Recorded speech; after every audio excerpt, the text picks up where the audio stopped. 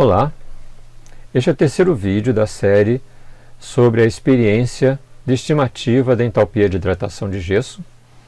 Neste terceiro vídeo iremos falar do início do tratamento de dados por Excel. Antes disso, vamos recordar o que é exatamente o experimento. Nós temos um pote, na verdade um copo descartável, no qual a gente coloca pó de gesso e água. Eles começam a reagir para formar uma peça de gesso. A reação é exotérmica, então a gente coloca um sensor de temperatura e acompanha essa temperatura no computador. Está aqui ao longo do tempo a temperatura. A gente mede também a temperatura externa com um segundo sensor, está aqui a linha verde, e a gente já aproveita para fazer uma segunda experiência com gesso também, para comparar as duas. Temos aqui. Antes de começar com Excel, nós vamos apresentar rapidamente uma simulação da aquisição de dados. É simulação porque ela está com o tempo acelerado. E em seguida a gente entra com Excel. O tempo está acelerado, então nós temos aqui, começou a reação de um dos gessos, agora começou do outro. Nós estamos com cerca de 22 minutos, a temperatura está aumentando, porque a reação está acontecendo. Está começando a diminuir a velocidade de ambas, está começando a descer. Então o reagente deve ter acabado mais ou menos por aqui. E a partir desse momento nós temos apenas perda térmica para o ambiente. E a temperatura continua baixando. Aqui embaixo nós temos a temperatura ambiente, então temos três sensores, um em um dos gessos, outro em outro dos gessos, e uma externa medindo a temperatura ambiente. Estamos agora com 132 minutos. Então a gente teve uma mudança de escala para conseguir ver o final do processo de resfriamento. Estamos nos aproximando da temperatura ambiente, já temos nessa altura 200 minutos. E os sensores estão com temperatura da ordem de 22 graus, enquanto a temperatura ambiente é da ordem de 21 graus. Então a gente tem uma pequena diferença entre eles. Inclusive a gente tem que se lembrar que os sensores podem ter pequenas descalibrações, é normal, depois a gente faz uma compensação disso. Então é possível que essas três temperaturas já estejam praticamente iguais. A diferença indicada é da ordem de 1 grau aproximadamente.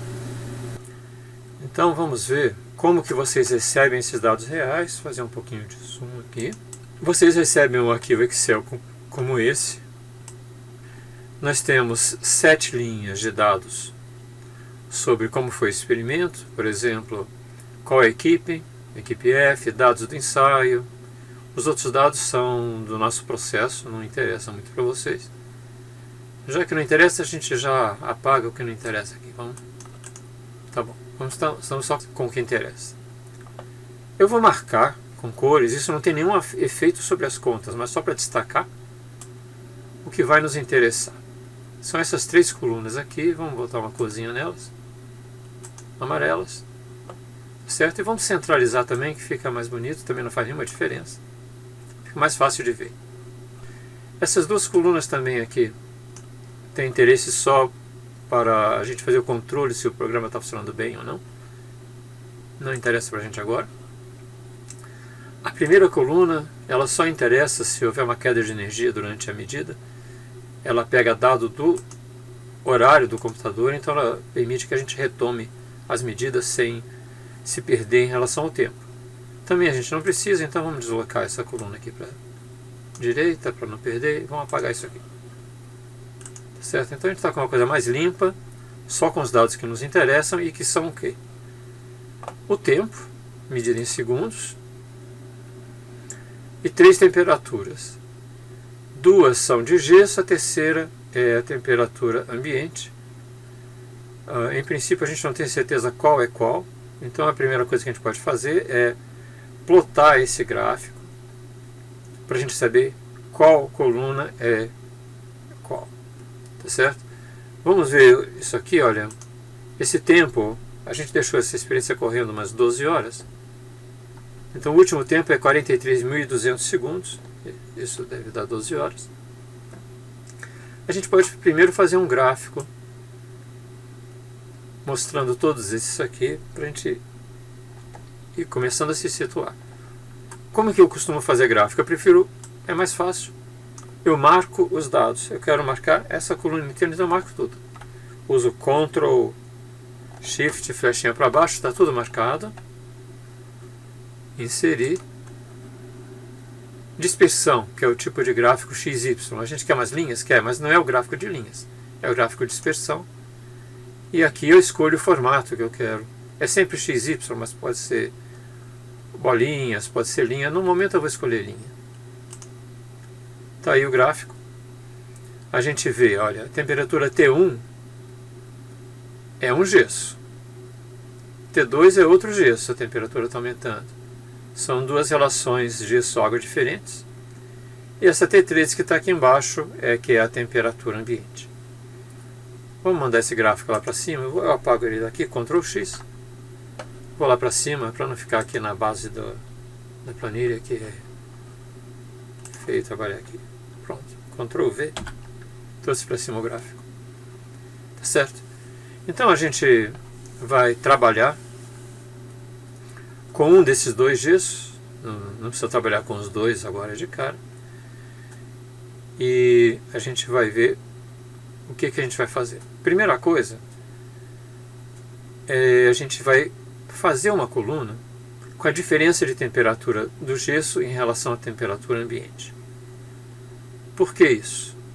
Vamos sair daqui um pouquinho do Excel. Vamos para a apresentação.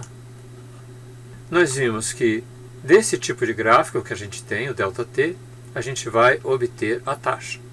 Vai ter umas contas para isso. Tá certo? Aí é a taxa. E de que gráfico a gente tirou aquele valor de beta? Vejam lá no roteiro o que é esse beta, é esse expoente aqui. É do gráfico ΔT em função do tempo. Então a primeira coisa que eu vou querer é uma curva ΔT em função do tempo, e não T em função do tempo. Ok? Vamos voltar para o Excel. Então vamos escolher uma das duas curvas. Qual que está mais bonita aqui? Essa vermelha, T2. Então T2 menos a T3, que é a temperatura ambiente. Vamos escrever aqui T2 menos T3. Isso aqui não vai ter nenhum efeito sobre a conta, é só um título. Eu acho sempre bom repetir aqui a coluna, fica mais fácil depois para montar o gráfico. TS. Então, TS. Eu quero reproduzir esse tempo aqui, fazer igualzinho, então é só escrever igual. É assim que a gente inicia uma fórmula no Excel. Igual a quê? A A3. A3. Deu 0. Vamos puxar um A para baixo para ver se está funcionando. 5, 10, 15, 20. Está igualzinho ao que deu A7. Agora eu quero fazer a coluna T2 menos a coluna T3. Então, é igual a C3 menos D3. Certo? 27,68 menos 27,18 deu 0,5. Vamos puxar para baixo aqui, ver se deu certo. Está descendo. Tá legal? Então tá bom. Agora eu quero copiar essas duas colunas até lá embaixo. Eu faço para isso um truque. Em geral, eu posso fazer simplesmente puxando assim. Tranquilo. Mas são 8.000 pontos, é muito longe, então eu desço até lá embaixo. Ctrl flechinha para baixo, desci. Escrevo qualquer coisa aqui.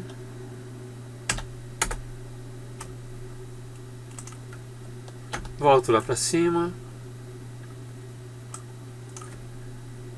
Ctrl C, certo? Ctrl Copy.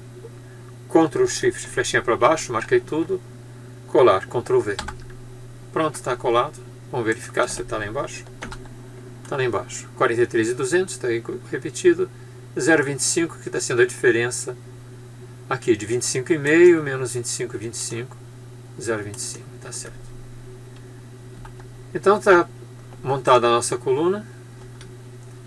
Vamos montar um gráfico dela para ver se deu tudo certo. Marco isso aí, vou lá para baixo. Ctrl Shift, flechinha para baixo. Inserir. Dispersão. Curva. Tá aí bonitinho. Ctrl V. Então, a diferença aqui era de 40 para cerca de 25 graus. A diferença máxima aqui, né, deve ser então da ordem de 15 graus. Está batendo cerca de 15 graus deu ΔT máximo. Está aqui a curva que nos interessa. E agora, o que a gente quer? Vamos olhar de novo para o roteiro, então. A gente quer chegar nesse gráfico, taxa. Qual foi o primeiro passo? A gente pegou essa curva aqui, olha, é o que a gente obteve. E fez o ajuste para uma equação exponencial. A gente já sabe que deve funcionar bem um ajuste nessa região para uma exponencial. Então, o nosso próximo passo no Excel é obter esse ajuste para exponencial. Então, vamos voltar para o Excel. Eu quero obter o ajuste para essa região do gráfico. Vamos ampliar um pouquinho isso aqui. Ajuste para essa região do gráfico. Tá aí.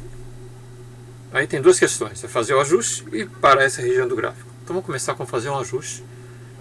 Eu vou basicamente fingir que nenhum de vocês sabe fazer um ajuste. Então, como eu estava dizendo, a gente vai fingir que nenhum de vocês sabe fazer um ajuste em Excel. Então no próximo vídeo nós mostramos como fazer um ajuste genérico, um exemplo simples. E no quinto vídeo a gente retorna a curva do gesso para fazer um ajuste numa região determinada desta curva. Muito obrigado.